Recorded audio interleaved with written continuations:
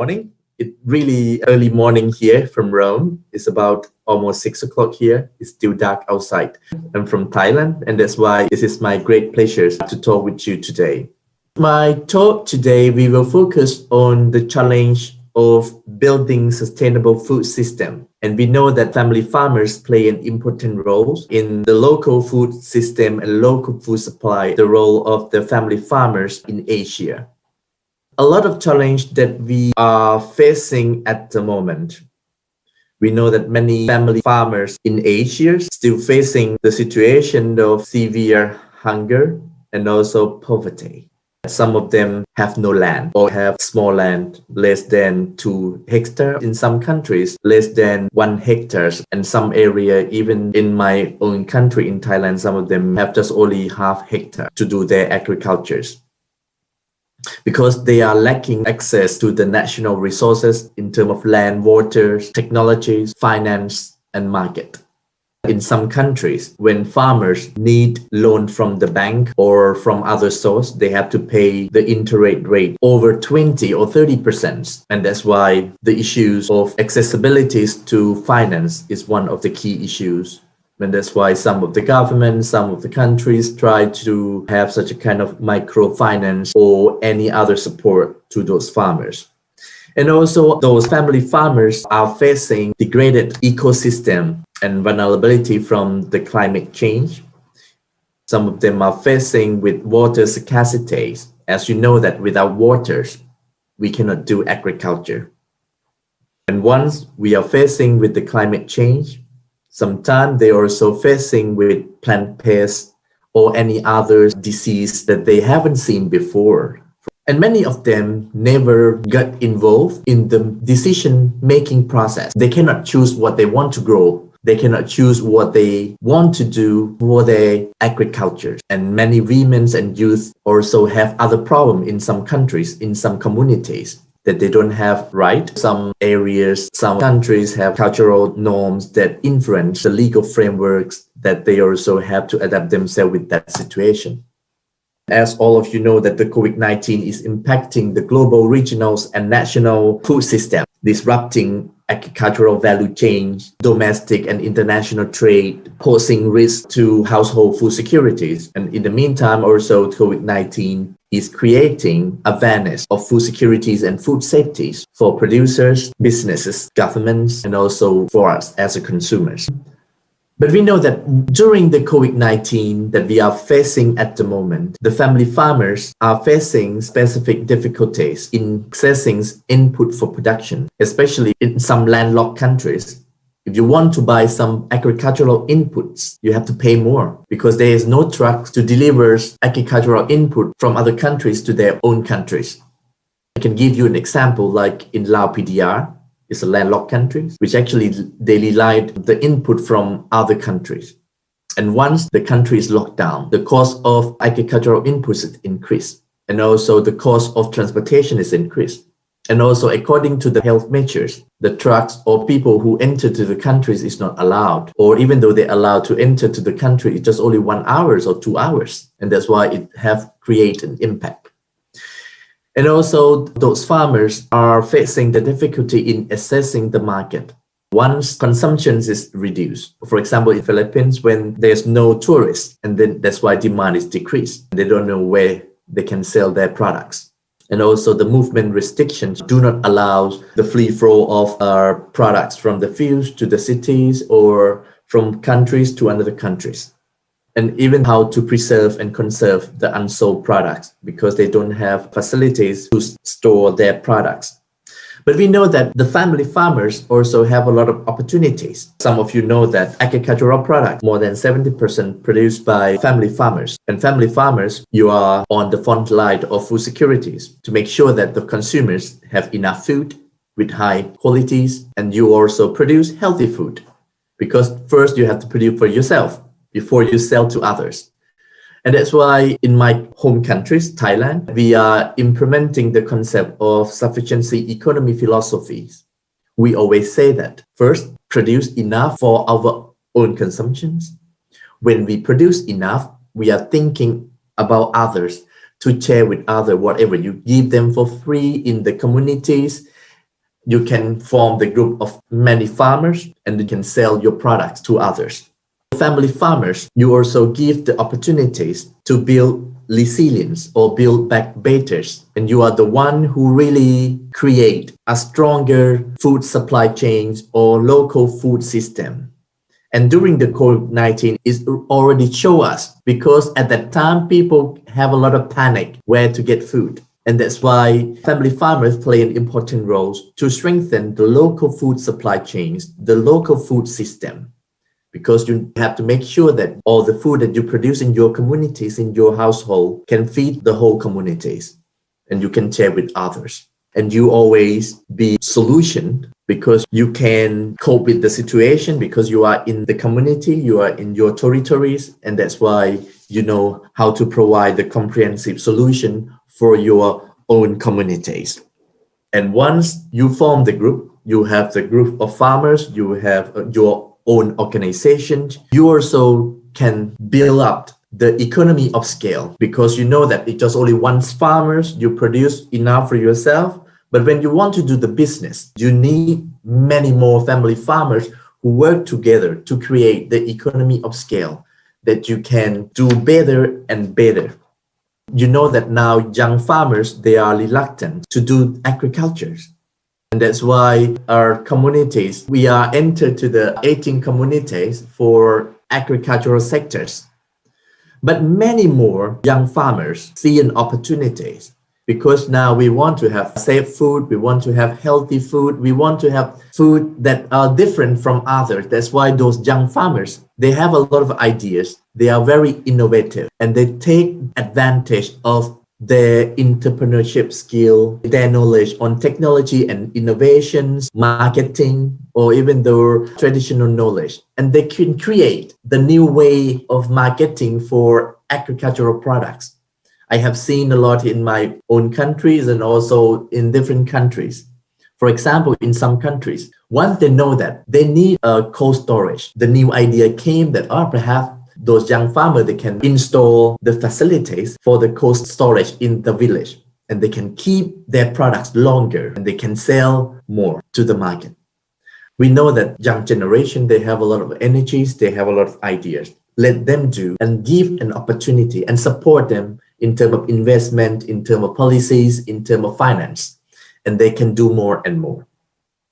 As the previous speakers already mentioned about the UN Decade of Family Farming, it's an instrument to improve the resilience, sustainability, inclusiveness, and availabilities of family farming. But we know that if the government and all of you who are farmers or farmers association don't take the ownership at the country level, if you don't translate the global framework, global action into the national actions and plans, it's just only another beautiful document that we produce.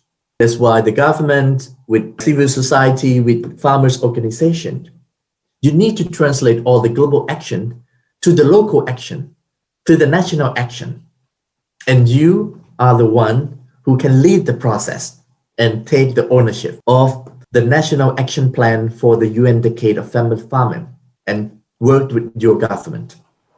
And the family farmers have different roles in building better resilience and sustainable food system toward the Global Agenda 2030, which actually some of you already mentioned that family farmers play an important role to contribute to several SDGs.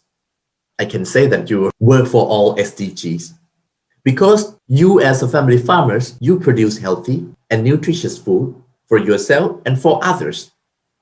And once you are in your communities, in your own countries, you know that whatever you do have an impact on the natural resources. And that's why you have to make sure that you can manage the resource sustainably in terms of soil, water management. You need sustainable management. Also, you make a contribution to the community as a producer.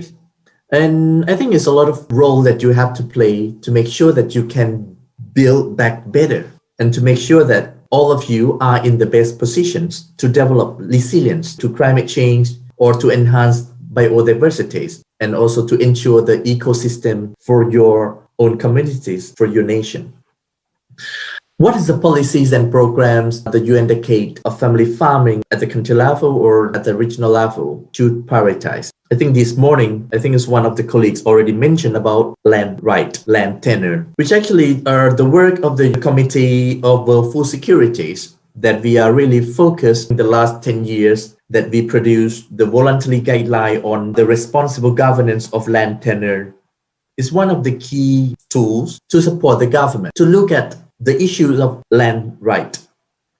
Because in several countries in Asia, farmers have no right to get access to land. They don't have ownership. And that's why we need to make sure that if we want to do the agriculture, first, you need land. Even though now technologies, some of you may say that the new technology don't need land. But in principle, you need land. And that's why people need right to get access to land or to make sure that they have the ownership to have land for their own agricultures, and also to make sure that we can promote sustainable agricultural investment at the country level. When the investment come to the countries, to the local communities, we know that sometimes it creates other impact. And that's why to make sure that we promote sustainable investment for agricultures at the country level, at the community level, to make sure that we protect our people.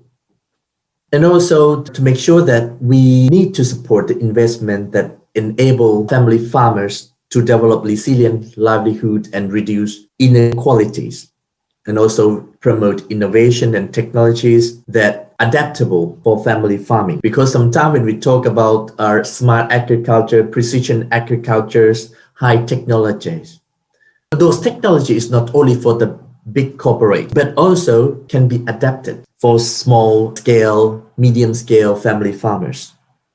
And that's why to make sure that those policies and priorities give to family farmers. And how CFS, the Committee on World Food Security, can help or is helping in the process of building sustainable food system, and what the support the Committee on World Food Security would also want from family farming organization or a civil society organization. As you may know that the Committee on World Food Security is the foremost inclusive intergovernmental multi-stakeholder platform to ensure food security and nutrition. The CFS, with its internationally negotiated global policies, provide to the government and other stakeholders with guidance on how to ensure the participation of smallholders, family farmers. Because at CFS, we provide space for family farmers to echo your voice, to speak what is your need. And also we want to bring the concrete solutions and directions for sustainable food system. Because this one is a very unique platform, it's not only the government or the members to talk, but we give opportunity for civil society, private sectors, and others to talk the issues of food securities. And that's why you can echo your voice at the Committee on World Food Securities. And some of the work the CFS have produced to support the government, to support you as farmers. As I mentioned, one of those is a voluntary guideline on the responsible governance of tenure of land. Right now, with support of FAO and other UN agencies, this guideline has been translated and support the countries to help them to have the land reform legislation, to help them, to help farmers to make sure that they can get access to land. And 140 countries already adapted this concept. And also others are principles for responsible investment in agriculture and food system that I mentioned earlier. We need a guideline to help the government to make sure that we have a responsible investment in the countries, at the local communities, for agriculture and food system. And also there are several reports and policy recommendations. For example, this year we are working on policy recommendation on agroecological and other innovative approaches. And also now we are negotiating the voluntary guideline on food system and nutrition. We are expecting that the voluntary guideline on food system and nutrition and also agroecological and other innovative approach will feed to the discussion of the UN Food System Summit and also can help us for transformation of sustainable food system. The policies is another document. If we don't bring it into action, if there is no implementation at the country level, and that's why we need you as a champion to bring those global policy, global recommendation into action. And we need to push our government, we need to push all the stakeholders to work together to make it happen on ground. And also, just next week, the CFS will have the high-level special events on strengthening global governance of food securities and nutrition during the World Food Week, 13 to 15 October. And all of you are invited to join these. We want to hear your voice. We want you to echo what you need. You are one of the solution as a family farmers. And that's why looking forward to see you at the high-level special events during the World Food Week. Thank you very much for your attention. Mabuhay ang pamilyang magsasaka.